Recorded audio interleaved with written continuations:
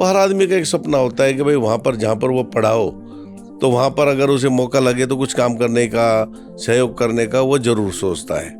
तो हमारे मन में भी ये सहयोग करने की भावना रही थी, लेकिन मैंने कभी इस ख्वाब में भी नहीं सोचा था कि मैं इस पद पर, मैं इस कॉलेज के लिए मैं आ पाऊंगा।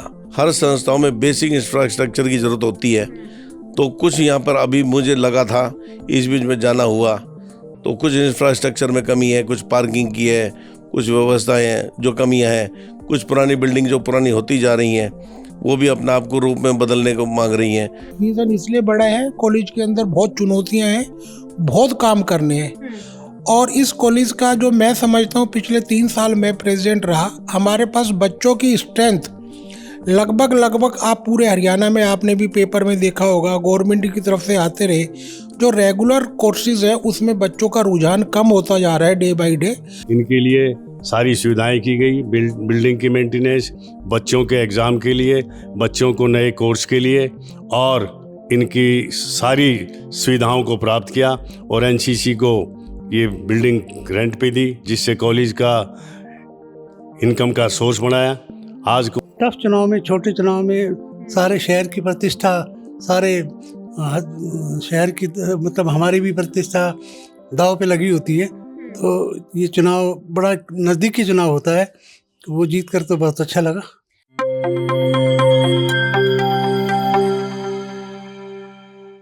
नमस्कार, मैं हूं निशा और आप देख रहे हैं जेपी हरियाणा। दोस्तों, आप सभी जानते हैं कि कल 12 जनवरी को पीईबी यानी पब्लिक एजुकेशन बोर्ड के अधीन संचालित Kishanlal public college, RDS PG girls college, Satish public college of education और सतीश पब्लिक स्कूल के चुनाव संपन्न हो चुके हैं।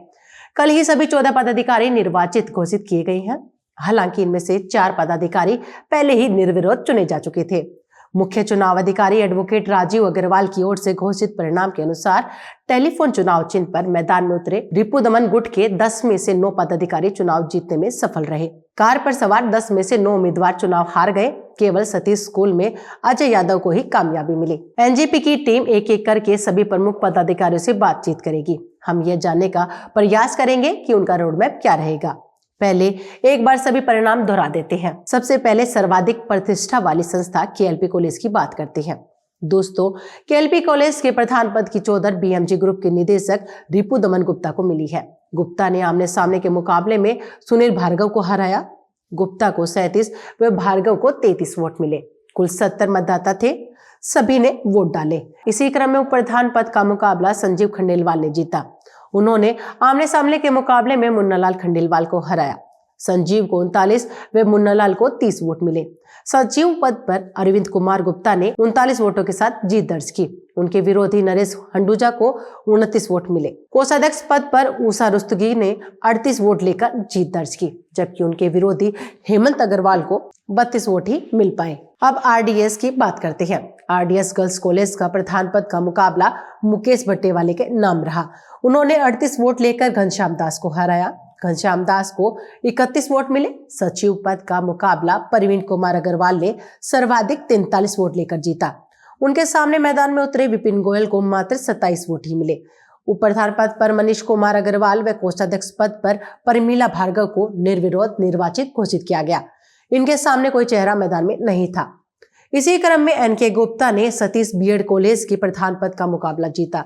गुप्ता को 40 वोट मिले, जबकि उनके सामने खड़े रजनीकांत को 30 वोट से ही संतोष करना पड़ा।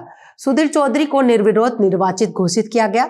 सचिव पद का मुकाबला मोहनलाल गुप्ता ने 38 वोटों के साथ जीता। उनके विरोधी संजय कालरा को 32 वोट मिले।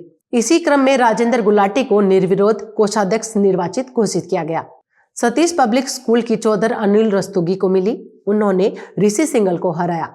रस्तोगी को 37 व उनके विरोधी सिंगल को 32 वोट मिले।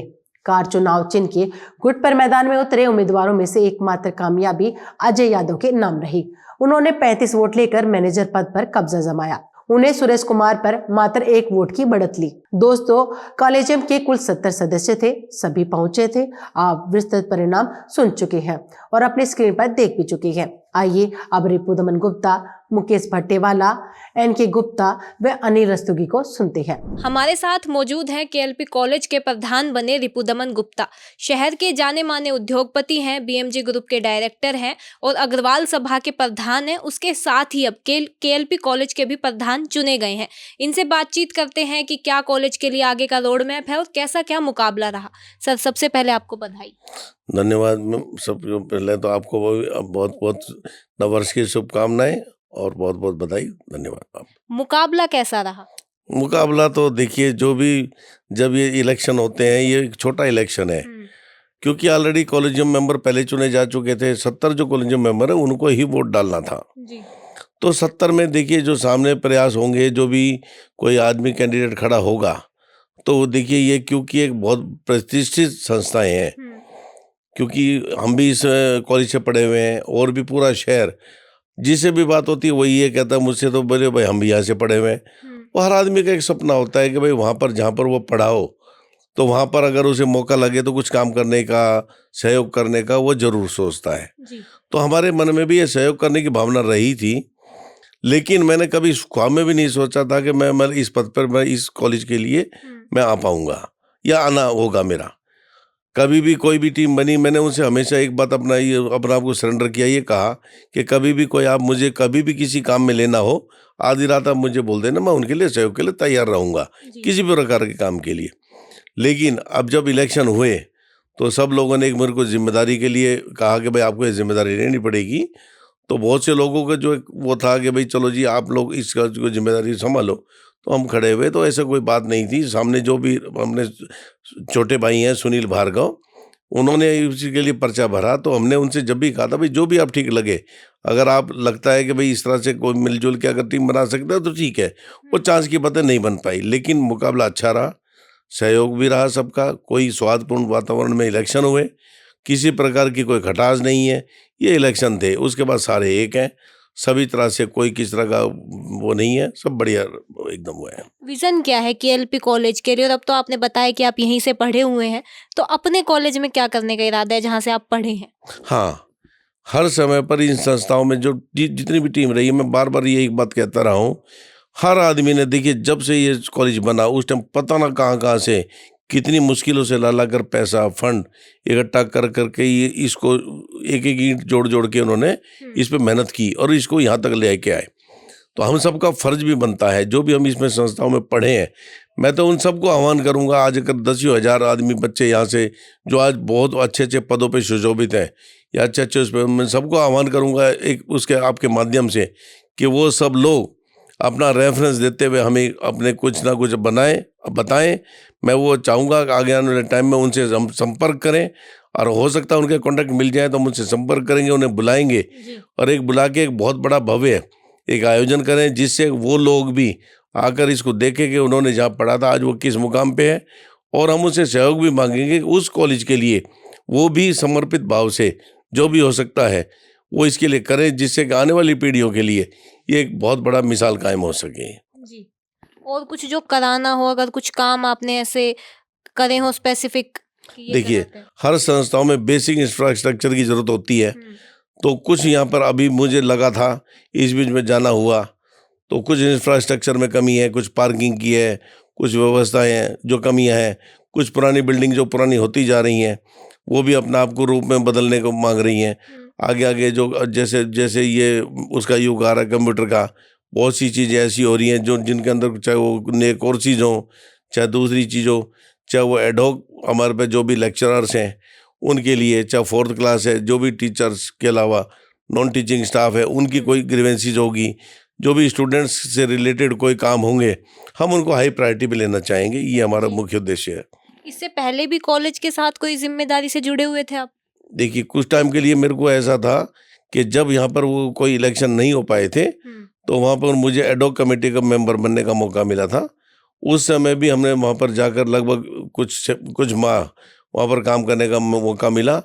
लेकिन क्योंकि उस समय ना तो हमारे पास पावर थी, ना ही हमारे पास ऐसी कोई अथॉरिटी थी जो हम कुछ खर्च कर सकें, फिर भी हमने उस टाइम कोशिश की कि भाई जो भी उस टाइम जाना कि अब ये चांस की बात है, यहाँ पे अब मौका मिला है तो हम उसको उन चीज़ों को पूरा करना चाहेंगे, ये हमारे दिमाग में है। इस वक्त हमारे साथ मौजूद हैं आरडीएस गर्ल्स कॉलेज के नए नए प्रधान चुने गए मुकेश भट्टेवाला जी। इससे पहले भी यही प्रधान थे, तो इनका तो रिपीट हुआ है। नए नए हम नहीं कहेंगे, लेकिन चुनाव अभी हुए हैं, नतीजे कल आए हैं, तो उस नाते हमने इन्हें नया कहा है। तो इनसे जानते हैं कैसा क्या मुकाबला था और अब आने वाले टाइम में क्या रोड मैप है कॉलेज के लिए। इन सभी चीज़ों पर बात करते हैं। सबसे पहले मुकाबले की बात करते हैं, कैसा रहा मुकाबला? सबसे पहले तो मैं अपनी तरफ से आपको धन्यवाद देता हूँ, और दूसरी बात ये है भाई, मुकाबला बहुत अच्छा था, सौंदर्यपूर्ण था। सब दोनों तरफ से अपने अपने साथी मजबूत थे। हम पहले दिन से अपने मान रहे थे भाई 38 साथी हमारे साथ हैं, और मेरे जितने भी साथी हैं जिन्होंने हमें वोट दिया, मैं उन्हें बहुत बहुत धन्यवाद भी देना चाहता हूँ। हमारे ग्रुप में जो 38 लोग थे, मेरी 38 वोट आई, एक वोट मेरी कैंसिल हो गई। तो सिमिलर ही सभी पूरा रिजल्ट पे भी हम ध्यान देते हैं, तो लगभग सभी साथियों ने इतनी वोट ली है। तो दोनों ही तरफ से, उधर हमारे जो हम 38 और 32 मान रहे थे, तो दोनों तरफ ही लगभग यही रिजल्ट आया है। सब साथी अपने अपने ग्रुप में मजबूती से रहे, और मेरा उन्हें बहुत बहुत धन्यवाद है। अब आने वाले टाइम में क्या विजन है आपका कॉलेज के लिए?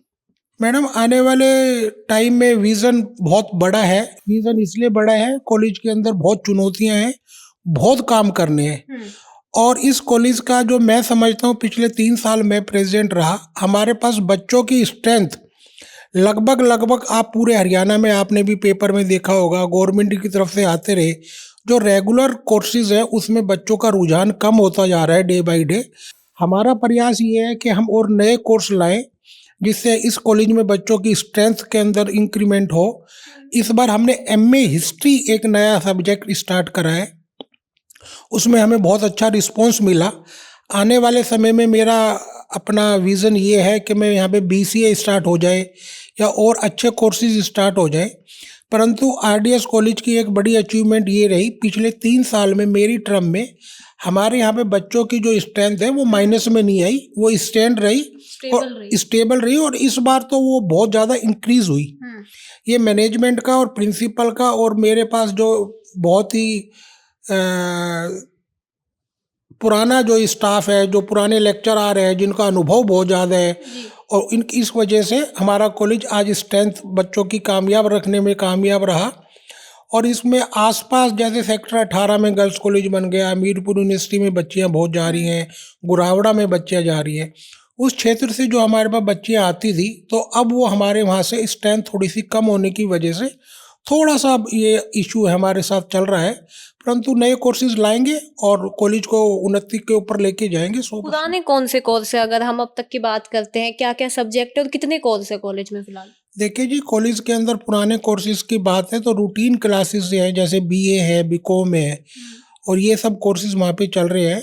कुछ हमारे पास एमए हिस्ट्री है, इस बार जो नई आई है, एमए पॉलिटिकल साइंस है, एमए हिंदी है, तो हमारे पास यही कोर्सेज चल रहे थे। और इस बार से हमने सेल्फ फाइनेंस के अंदर हम एमए हिस्ट्री लाए हैं, और आगे भी हम बीसीए इस साल में मेरा पूरा मैंने अपने टाइम में ही बीसीए का रोड मैप बना दिया था, तो अब वो एग्जीक्यूट करवाना है हमने, और बीसीए की डिमांड है, और बीसीए हम इस बार 100% मेरा प्रयास रहेगा हमारे यहाँ पे इस सेशन में चालू हो जाए। इतिहास क्या है कॉलेज का? इतिहास कॉलेज का बहुत अच्छा है। हमारे बुजुर्गों ने ये पौधा लगाया था, ये 1988 से आई थिंक ये कॉलेज चल रहा है, और हमारे जो शहर के बुजुर्ग लोग हैं सभी ने एक डिसीजन लिया कि भाई एक गर्ल्स कॉलेज अलग से होना चाहिए। तो हमारे एक दानवीर लाला अमरनाथ जी के परिवार ने, जो कॉलेज का नाम भी है रामेश्वर दास सराफ, लाला अमरनाथ जी ने एक बहुत बड़ी डोनेशन कॉलेज को उस टाइम पुराने जो लोग हैं उन्हें दी थी, और ये कॉलेज जब बना है और जब से रेगुलर ये चल रहा है। इस वक्त हमारे साथ मौजूद हैं सतीश बीएड कॉलेज से प्रधान पद का चुनाव जीते एनके गुप्ता। अब इनसे जानते हैं कि इनका कैसा क्या चुनाव रहा और आगे की रणनीति क्या है। सर, सबसे पहले आपको बधाई। धन्यवाद आपका। कैसा चुनाव रहा, मुकाबला कैसा था? मुकाबला टफ था, लेकिन शांतिपूर्ण, सौहार्दपूर्ण, और किसी तरह का भी कोई डिस्प्यूट या किसी तरह का भी कोई लांछन एक दूसरे पे नहीं रहा। बड़े प्यार से और बड़े सौहार्दपूर्ण से, और आरओ ने और की टीम ने भी बड़ा सहयोग दिया, और बाकी वोटरों ने भी 70 के 70 आदमियों ने पूरा सहयोग था। किसी तरह का कोई भी नेगेटिव दुष्प्रचार नहीं था। आगे का क्या विजन, क्या रोड मैप है? जो नए कोर्सेज आ रहे हैं कॉलेज के लिए और बच्चे को दूषित जो चल रहा है नेक्स्ट नशा का इनका, उनसे प्रेरणा स्रोत करने के लिए, मोटिवेट करने के लिए नई चीज़ों को, नए कोर्सों को, नई योजना के साथ, और जो युवा शक्ति है इनको नई प्रेरणा के साथ आगे और कोर्सेज भी लाएंगे और इनको बढ़ावा देने के लिए सभी संस्थाओं से, सभी लोगों से मेल मिलाप करके पिछले टेन्योर से भी और अच्छा काम करेंगे। जी, इससे पहले भी आप किसी जिम्मेदारी से जुड़े हुए थे? हाँ, महावर समाज के ऑल इंडिया से एग्जीक्यूटिव प्रधान हूँ मैं, और पहले भी पिछला टर्म भी सतीश बीएड कॉलेज में प्रधान था, और अपने महावर समाज रेवाड़ी से भी मैं प्रधान था, और अभी भी इनके साथ में पूरी धर्मशाला का देख रेख कर रहे हैं।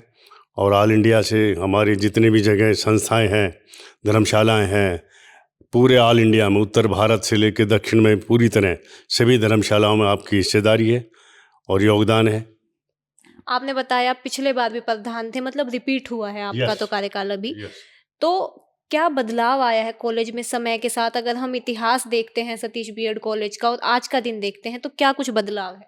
जब हम पहली दफ़ा आए तो पहले स्टाफ की सैलरी के पैसे भी नहीं थे। पिछले 8-7 साल से कोई इलेक्शन नहीं हुआ, कोई मैनेजमेंट नहीं थी, और तो यहाँ पर कोई भी स्टाफ की तनख्वाह के लिए या मेंटेनेंस के लिए या बच्चों को मोटिवेट करने के लिए या नए कोर्सेज के लिए कोई भी एफर्ट्स किसी के एडमिनिस्ट्रेशन के पास चार्ज था, कोई नहीं किया गया। इनके लिए सारी सुविधाएं की गई, बिल्डिंग की मेंटेनेंस, बच्चों के एग्ज़ाम के लिए, बच्चों को नए कोर्स के लिए, और इनकी सारी सुविधाओं को प्राप्त किया। और एनसीसी को ये बिल्डिंग रेंट पे दी, जिससे कॉलेज का इनकम का सोर्स बनाया। आज कॉलेज की इनकम 1.25 लाख रुपए महीने की इनकम कॉलेज को नेट इनकम मंथली है, जिससे कि डिपेंडेंसी नहीं है, किसी की भी कोई एरियर बाकी नहीं रहता। इस वक्त हमारे साथ मौजूद हैं अनिल रस्तोगी जी। ये सतीश पब्लिक स्कूल में प्रधान पद का चुनाव जीते हैं, और साइड में इनकी वाइफ बैठी हैं, वो भी चुनाव जीती हैं, उषा रस्तोगी। वो केएलपी कॉलेज में कैशियर पद का चुनाव जीती हैं। लेकिन फिलहाल जैसा कि हम प्रधानों की बात आपको सुनवा रहे हैं, तो पहले बात कर लेते हैं अनिल रस्तोगी जी से। कैसा मुकाबला रहा, कैसा चुनाव रहा? कोमल, ये चुनाव तो जो कि होता है, क्योंकि ये हमारे जो लाइफ मेंबर होते हैं 1800, उसमें से 70 कॉलेजियम के सदस्य चुने जाते हैं, उनमें चुन के आना पड़ता है पहले। तो उसके बाद जो 70 का जो जितना क्लोज चुनाव होता है वो उतना ही बहुत ही शक्तिशाली होता है, बहुत ही टफ होता है। तो उस टफ चुनाव में, छोटे चुनाव में सारे शहर की प्रतिष्ठा, सारे शहर की, मतलब हमारी भी प्रतिष्ठा दाव पे लगी होती है। तो ये चुनाव बड़ा नज़दीकी चुनाव होता है, तो वो जीत कर तो बहुत अच्छा लगा। अब स्कूल में क्या काम कराएंगे आप? क्या विजन है, क्या रोड मैप है?